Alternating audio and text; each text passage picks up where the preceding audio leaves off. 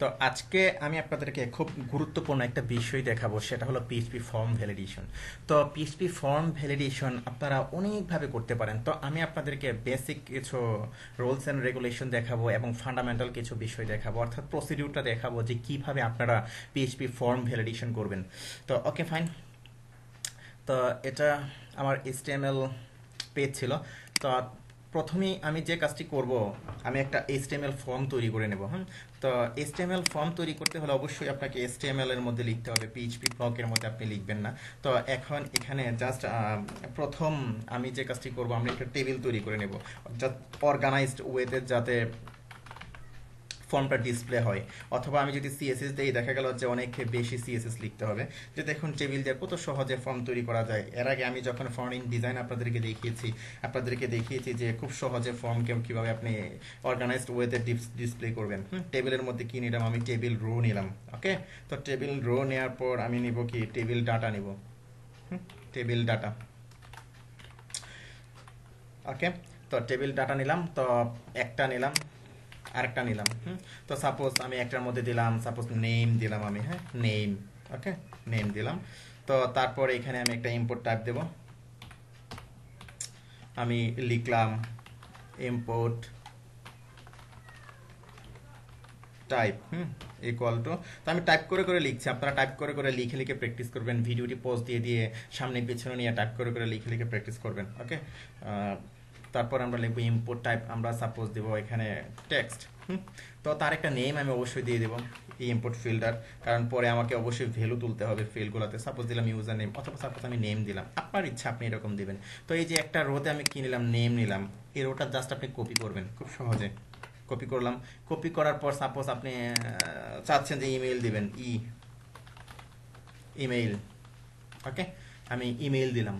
তো ইমেইলের মধ্যে আপনি ইনপুট টাইপ দিবেন ইমেইল, অথবা টেক্সট দিয়েও আপনি লিখতে পারেন। সাপোজ আমি টেক্সটই রাখলাম। হ্যাঁ, অথবা আপনি ইমেইল দিবেন এখানে। ওকে, এরও একটা নাম দিয়ে দিলাম, ইমেইল। তো এখানে এরও একটা নাম দিয়ে নিলাম আমি, ইমেইল। তো এখানে এই যে আমি ইমেল ফিল্ডটা নিলাম, ইনপুট টাইপটা নিলাম। তো ইনপুট টেক্সট এখানে অবশ্য টেক্সট আকারে নিচ্ছি, আপনি ইমেল আকারে নিতে পারেন। তো যাই হোক আমি টেক্সট আকারে নিলাম। তো আমি এখানে লিখবো যে মেইল লিখলাম এখানে, অথবা সাপোজ ইমেইল লিখলাম এখানে, আপনার ইচ্ছা আপনি এরকম নাম দিয়ে নেবেন। তো তারপরে সাপোজ ইমেইল দিলাম। তারপরে আমরা নিব, কপি করলাম, জাস্ট আপনি রোটা কপি করবেন এখানে। হ্যাঁ, তো কপি করে ইমেইলের পর আমি সাপোজ নিচ্ছি ওয়েবসাইট। ওয়েবসাইট। ওকে, তো টেক্সট থাকলো, আমি এখানে সার্চ জাস্ট দিলাম কি, ওয়েবসাইট দিলাম। ওকে, তো ওয়েবসাইট দিলাম। তো গেল। তো তারপর চাচ্ছি যে একটা কমেন্টস করবে, একটা টেক্সট এরিয়া দরকার। হ্যাঁ, তো কমেন্টস করবে এরকম। তো তার জন্য আমরা একটা টেক্সট এরিয়া নিয়ে নেব। সাপোজ আমি এটাকে কপি করলাম। কপি কপি করে এখানে আমরা লিখবো যে কমেন্ট, ক্যাপিটাল দিই প্রথম লেটারটা, কমেন্ট। ওকে, তো কমেন্টের জন্য অবশ্যই আমি ইম্পোর্ট ফিল নিব না, আমি জাস্ট নিব text area. Text text area একসাথে হবে, টেক্সট এরিয়া। তারপর কি হবে, এই টেক্সট এরিয়াটা আবার কি ক্লোজ হয়ে যাবে। টেক্সট এরিয়া আমি ক্লোজ করে দিলাম। এখন টেক্সট এরিয়াটা কতটুকু, ফিল্ডটা কতটুকু বড় হবে, তো আপনি এখানে রো কলাম অ্যাকচুয়ালি দিয়ে দিতে পারেন এখানে। হ্যাঁ, তো তার অবশ্যই আগে একটা নেম দিবেন, নেম। সাপোজ আমি এখানে লিখলাম নেম কমেন্ট। হ্যাঁ, এই জিনিসটা ভুলবেন না। ওকে, তারপর আমি দিলাম রোজ। সাপোজ রোজ, এটা কয়টা রো হবে, কয়টা অ্যাকচুয়ালি রোজ হবে। হ্যাঁ, কয়টা রো তৈরি করবে, সাপোজ আমি দিলাম এখানে 5টা রো সে তৈরি করবে, অর্থাৎ এই যে 1 2 3 4 এই সাইডে এরকম 5টা রো তৈরি করবে। তারপর আমি কলস দিলাম, সাপোজ কত কলস নেবে, সাপোজ আমি 40 অথবা আমি 50 দিয়ে দিলাম। অথবা অথবা আচ্ছা 50 থাক, অথবা 40 থাক। তো এই জিনিসগুলো ভালো বুঝবেন কিছুক্ষণ পরেই।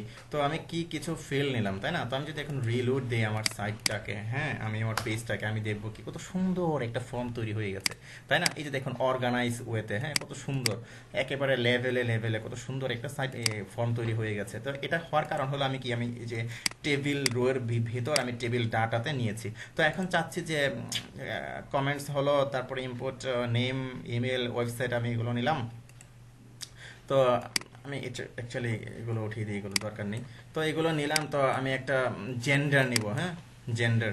তো তো অর্থাৎ রেডিও বাটন নেব আমরা সাপোজ ঠিক তেমনই ভাবে আগের মতো আমি জাস্ট এটাকে কি করলাম একটা কপি করে নিলাম এই রোটাকে আমি কি কপি করলাম তো কপি করে আমি পেস্ট করে দিলাম ওকে তো এখানে আমরা যে কাজটি করব এখানে এখানে আমরা লিখবো যে জেন্ডার জেন্ডার ওকে তো তারপর এই যে এই টেবিল ডাটা যেটা আছে হ্যাঁ এই ফিল্ডটাতে আমরা কি লিখবো এখানে ইনপুট টাইপ দেবো সাপোজ এরকম আমরা ইনপুট টাইপ দিলাম আমরা যেভাবে ইনপুট টাইপ দেই আমরা লিখবো যে ইনপুট টাইপ তো টাইপটা কি হবে টাইপটা হবে রেডিও হ্যাঁ রেডিও চেকবক্স এরকম তো আমি রেডিও দিয়ে নিচ্ছি তারপরে নেম দিয়ে নেবেন অবশ্যই আমরা সাপোজ একটা নেম দিলাম জেন্ডার জেন্ডার দিয়ে নিলাম ওকে জেন্ডার তো এর একটা ভ্যালু দিয়ে নিলাম ভ্যালু তো ভ্যালু দিলাম সাপোজ জেন্ডারের মধ্যে আমি দিলাম কি মেল ওকে মেল দিলাম অথবা আমি প্রথমে আগে ফিমেল দিলাম ফিমেল আপনার ইচ্ছা আমি জাস্ট দেখাচ্ছি আপনাদেরকে প্রসিডিউরটা তো এখানে আপনি ফিমেল দিয়েছেন এখানে ফিমেল লিখে দিবেন ফিমেল ওকে তো জাস্ট এটাকে আরেকটা কপি করবেন কপি করে এই ফিমেলের জায়গায় জাস্ট আপনি কি করবেন মেল বানিয়ে দিবেন এটাকে মেল ওকে মেল হয়ে গেল আমাদের ফর্ম সেভ দিলাম সেভ দেওয়ার পর যদি এখন আমি রিলোড দেই তো দেখবেন যে এখানে আমাদেরকে এই যে ইম্পোর্ট ফিল্ডগুলো অর্থাৎ এই যে রেডিও বাটনটা কি চলে আসছে গেল একটা তো এখন আমি চাচ্ছি তো একটা সাবমিট বাটন থাকবে তো অবশ্যই একটা সাবমিট বাটন দিতে হবে আপনাকে তা না হলে আপনার ফর্ম যাবে কিভাবে ডাটা কিভাবে যাবে তো আমি এখানে পেস্ট করলাম পেস্ট করে আমি এই ফিল্ডটাকে জাস্ট খালি রাখবো আমি বোঝাচ্ছি আপনাদেরকে কেন আমি খালি রেখেছি হ্যাঁ তো এখানে আপনি লিখে দিবেন যে ইম্পোর্ট টাইপ সাবমিট এটা কপি করে নিয়ে আসি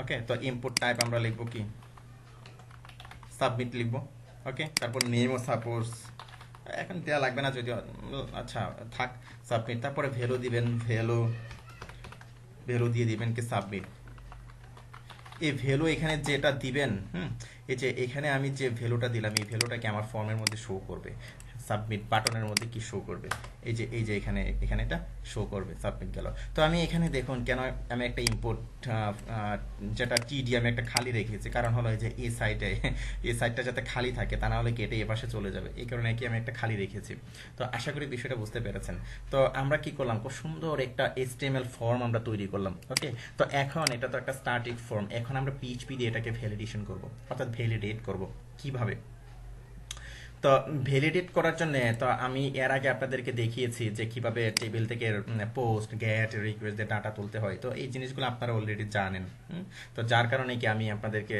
ওই বিষয়গুলো সম্পর্কে ওইভাবে আর ডিটেলস বলছি না তো কিভাবে জাস্ট আপনি করবেন আপনি কি করবেন ফর্ম নেবেন ফর্ম ওকে ফর্মের মধ্যে মেথড দিবেন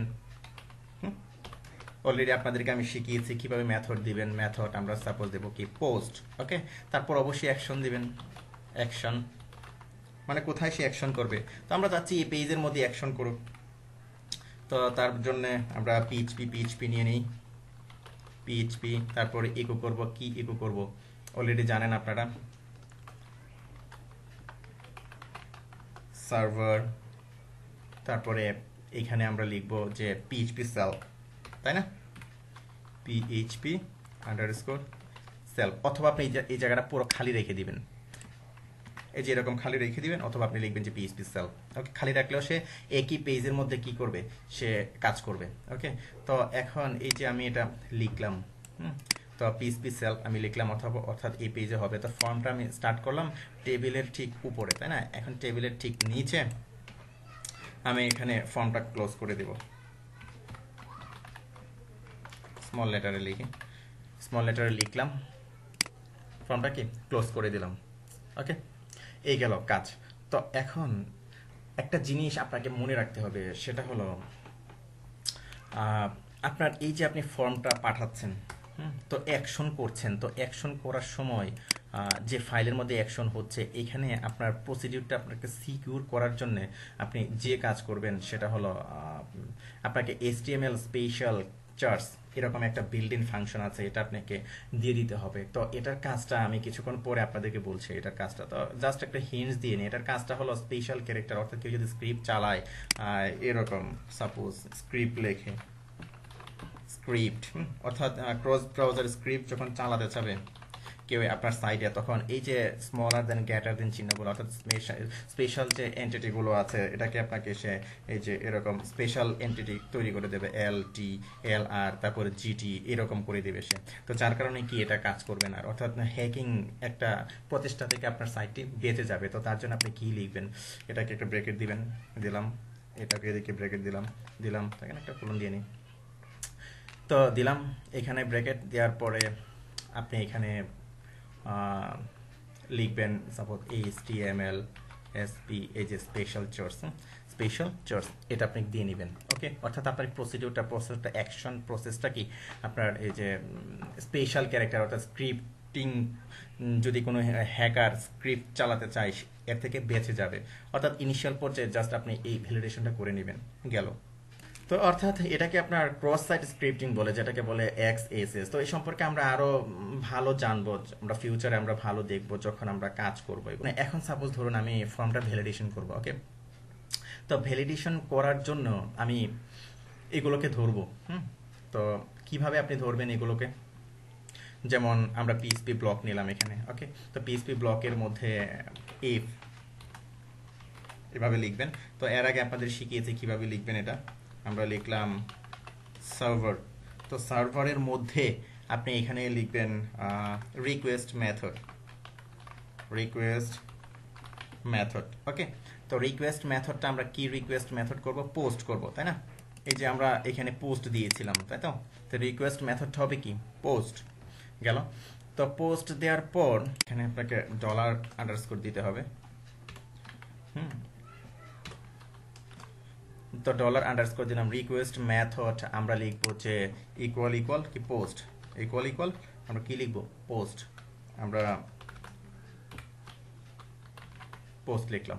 ওকে, অর্থাৎ আমি একটা ভ্যালিডেশন করে নিলাম যে রিকোয়েস্ট মেথডটা যদি পোস্ট হয়, হ্যাঁ, আমরা যে মেথডটা পাঠাচ্ছি সার্ভার রিকোয়েস্ট মেথড যদি পোস্ট হয়, তখন আমরা কি করব, এই যে এই ফিল্ডগুলোকে আমরা ধরবো, এই যে ফিল্ড নেম, ইমেল, এই ফিল্ডগুলোকে আমরা ধরবো। কিভাবে, সাপোজ আমরা এগুলোকে ধরবো পোস্ট দিয়ে আমরা কি ধরবো, আমরা লিখবো ভেরিয়েবল আন্ডারস্কোর, হ্যাঁ, পোস্ট। ওকে, তো পোস্ট দেওয়ার পর আমি এখানে এই ভ্যালুটা বসিয়ে দেবো। ওকে, তো এখানে সাপোজ এই ভ্যালুটা আমি রাখবো, সাপোজ আর একটা ভেরিয়েবলের মধ্যে এটা রাখলাম। এরকম প্রত্যেকটা ভেরিয়েবল আমি ধরবো। এখানে আমি ইমেল ধরবো, তো ইমেলকে আমি ধরলাম ইমেল, তারপরে আমি ধরলাম ওয়েবসাইট। ওকে, ওয়েবসাইট কপি করলাম, ওয়েবসাইট দিয়ে দিলাম, পোস্ট আকারে ধরে আমি কি এখানে রাখলাম। এখানে আপনি অন্য ভেরিয়েবল দিতে পারেন, আপনার ইচ্ছা, কোনো সমস্যা নেই। তো এই যে কমেন্টটা আমি ধরবো এখানে, তো কমেন্টটা আমি ধরলাম, এই যে কমেন্টটা এখানে ধরলাম, এখানে আমি কমেন্টটাকে দিয়ে দিলাম। তো আমাদের আরেকটা ফিল্ড আছে, সেটা হলো কি জেন্ডার, এই যে জেন্ডার নেম, জেন্ডার, এই যে জেন্ডার আমি কি দিয়ে দিলাম। ওকে, সুন্দর, একটু অর্গানাইজ করে নিই। ওকে, ফাইন। তো এরকম ভাবে কি আমরা করলাম, আমরা সেভ দিলাম। তো এখন দেখুন যে এই ফিল্ডের মধ্যে যদি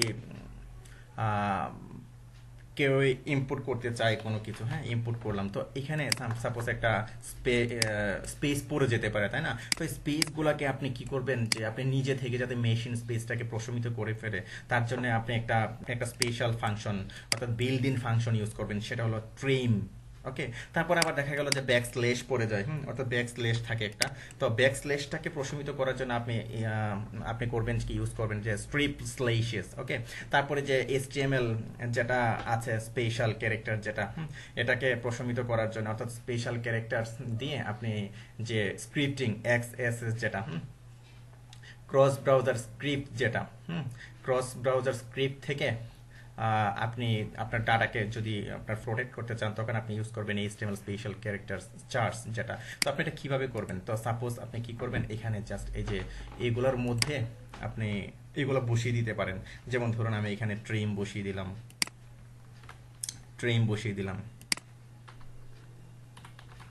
ট্রিম বাহিরে বসবে, ট্রিম বসিয়ে দিলাম। তো প্রত্যেকটার মধ্যেই এরকম ট্রিম বসিয়ে দিলেন, তারপরে স্পেশাল ক্যারেক্টার আপনাকে দিতে হবে, তারপরে আপনাকে স্ট্রিপলেশেস দিতে হবে। যেহেতু সবগুলো দিতে হবে, আপনি একটা কাজ করবেন, আপনি আরেকটা ফাংশন তৈরি করে নেবেন। এখানে ইউজার ডিফাইন ফাংশন কিভাবে তৈরি করতে হয় আমি আপনাদেরকে দেখিয়েছি, ফাংশন ভ্যালিডেট। ওকে, ভ্যালিডেট এরকম একটা ফাংশন আমি দিয়ে নিলাম। তো এই ফাংশনের মধ্যে আমি কি করব, ভ্যালিডেট করব। তো এখানে আমি একটা আরেকটা ভেরিয়েবল দিয়ে আমি ধরবো, সাপোজ আমি ডাটা এরকম দিলাম। ওকে, তো এই ভেরিয়েবলের মধ্যে আমি কি করলাম, আর এই ভ্যালিডেশনটা আমি কি করলাম, এখানে আমি দিয়ে দেবো, এটা কল করে দিয়ে দেবো প্রত্যেকটার মধ্যে। ওকে, তো অলরেডি এটা দেওয়া ছিল, আমার দেওয়া দরকার নেই এখানে। তো প্রত্যেকটার মধ্যে আমি দিয়ে দেবো, এটা এই ফাংশনটা এর মধ্যে দিয়ে দেবো, অর্থাৎ এটা ভ্যালিডেট করবে। কিভাবে করবে, কাজ করবে আমি দেখাচ্ছি বিষয়টা। এটা ভুল করেছিলাম, সিলি মিস্টেক, সেভ দিলাম। তো এই যে আমি এখানে ভ্যালিডেট এই ফাংশনটাকে কল করলো, এখানে আমি কল করলাম। তো ফাংশনটার মধ্যে সে কি পাঠাবে, এই যে ডাটা, এখানে কি প্রত্যেকবার এই যে প্রথম কি পাঠাবে, এই যে পোস্ট নেম পাঠাবে, তারপর মেল পাঠাবে, ওয়েবসাইট পাঠাবে, প্রত্যেকটাকে এখানে পাঠায় সে ভ্যালিডেট করবে। তো কিভাবে ভ্যালিডেট করবে, এই যে আমি ডাটা এখানে নিয়েছি ভেরিয়েবলটা, সাপোজ আমি এই ডাটাটাকে ধরবো কিভাবে, এই যে আমি এইভাবে ধরবো। তো ডাটা ইকুয়াল টু কি করবো আমি এখন, এই যে ডাটাটা আমি পাঠালাম না, তো ডাটা ইকুয়াল টু আমি কি করবো, ট্রিম করবো এটাকে, ট্রিম। তো ট্রিমের মধ্যে আমি কি করব, ডাটাটাকে দিয়ে দেবো। সাপোজ আপনি আলাদা ভেরিয়েবল দিতে পারেন, প্রত্যেকবার আলাদা আলাদা, আমি একটা দিয়ে দেখাচ্ছি। ট্রিম করলো, তো ট্রিম করে কোথায় রাখলো, এই ডাটাটার মধ্যে রাখলো। এই ডাটাটাকে আমি আবার কি করব, আরেকটা ভেরিয়েবল দিলাম ডাটা। তো এই ডাটাটাকে, এই যে এই ডাটাটাকে আমি কি করলাম, ট্রিম করলাম। তো ট্রিম করার পর আমি চাচ্ছি যে স্ট্রিপ লে শেষ করবো, স্ট্রিপ, তারপরে স্লেশের যেটা, অর্থাৎ স্লেশ। তো এটার কাজটা হলো আপনার আননেসেসারি যে ইয়েগুলো থাকে, অর্থাৎ স্লেশ যেগুলো থাকে, ব্যাক স্লেশে যেরকম যেরকম আপনার যে এরকম স্লেশ পড়ে যায়, হ্যাঁ, এরকম স্লেশগুলোকে সে ইয়ে করবে, প্রশমিত করে দিবে। ওকে, তো তারপর আমি কি করলাম, এই যে এখানে ট্রিম করে, হ্যাঁ, ডাটাটাকে ট্রিম করে আমি এখানে রেখেছিলাম, তাই না? এখন এই ডাটাটাকে আমি এখানে দিয়ে দেবো, দিয়ে আমি আরেকটা ভেরিয়েবল, সাপোজ এই যে এখানে ডাটা আমি একটা ভেরিয়েবলে দিলাম, তো এইখানে আমি এটা রাখলাম। তো রাখার পরে এখন এটাকে আবার আমি কি করব, এটাকে আমি করব আবার HTML special character, special charge যেটা লিখি আমি, তো আমি ডাটাতেই রাখলাম আবার এটা। তো আমি লিখবো যে HTML, তারপরে স্পেশাল চার্জ যেটা আমি এখানে রেখে দিলাম।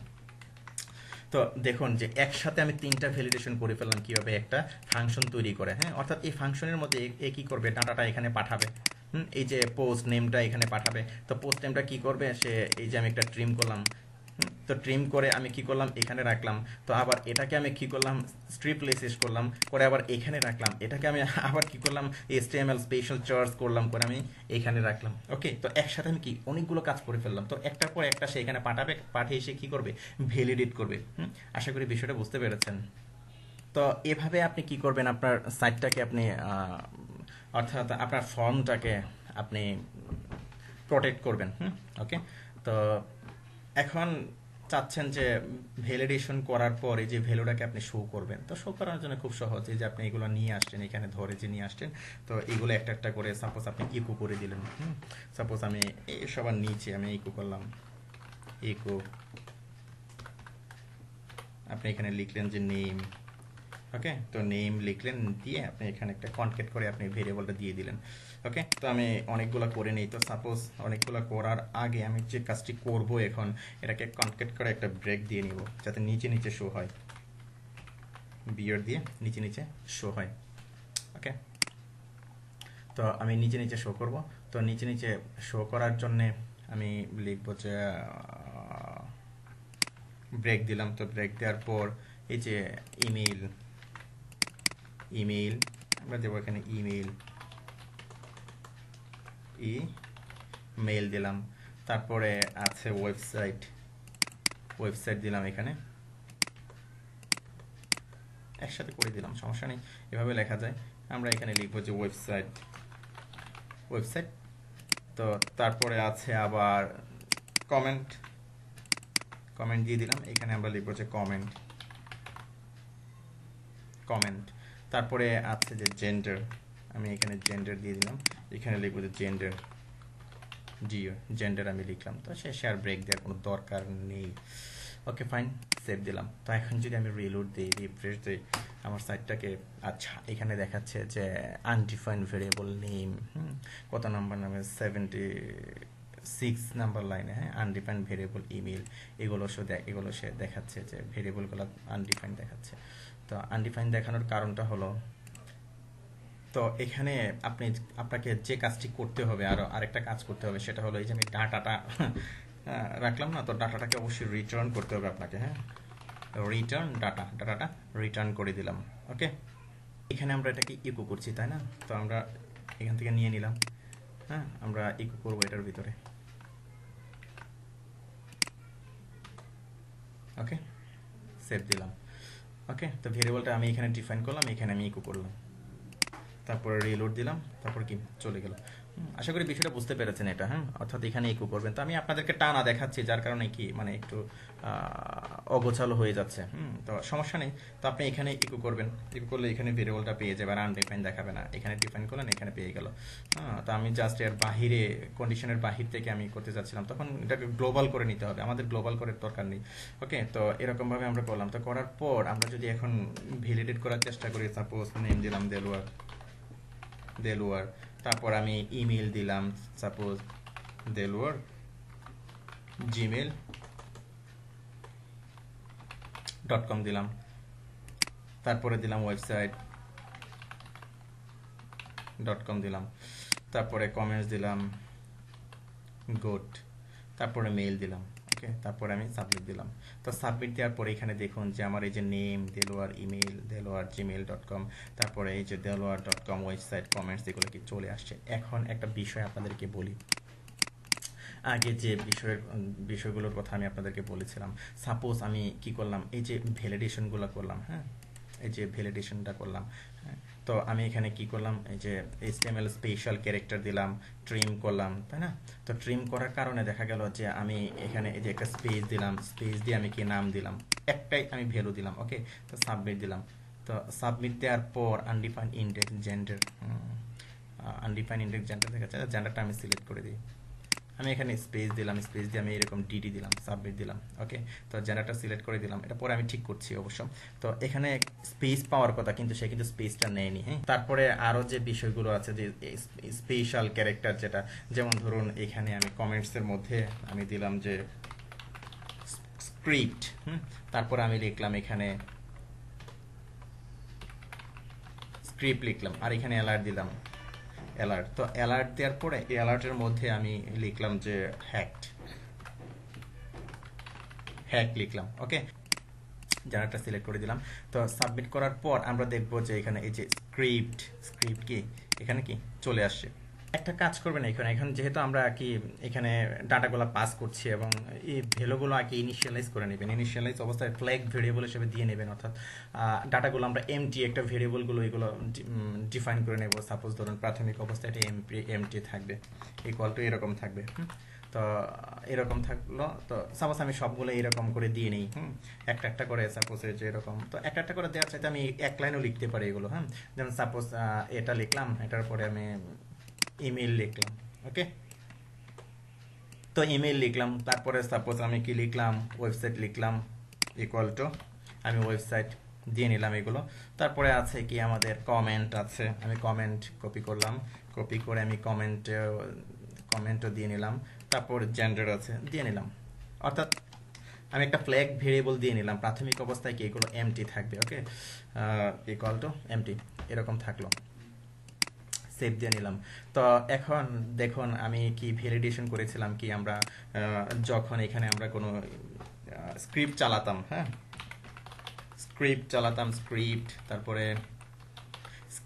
তারপরে আমরা এখানে লিখতাম যে অ্যালার্ট।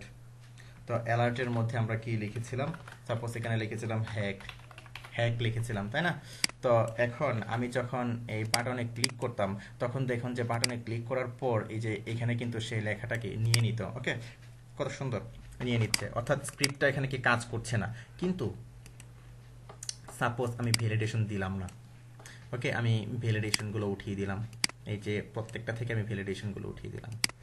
অথবা দেখা গেল যে আমি যে কোনো একটা থেকে আমি ভ্যালিডেশন উঠিয়ে আমি আপনাদেরকে দেখাচ্ছি, যেমন কমেন্টের মধ্যে আমি ভ্যালিডেশন দিলাম না, ওকে, এটার মধ্যে আমি ভ্যালিডেশন দিলাম না, ওকে। তো দেখুন এটা কি কাজটা করে, আমি এটাকে রিলোড দিলাম।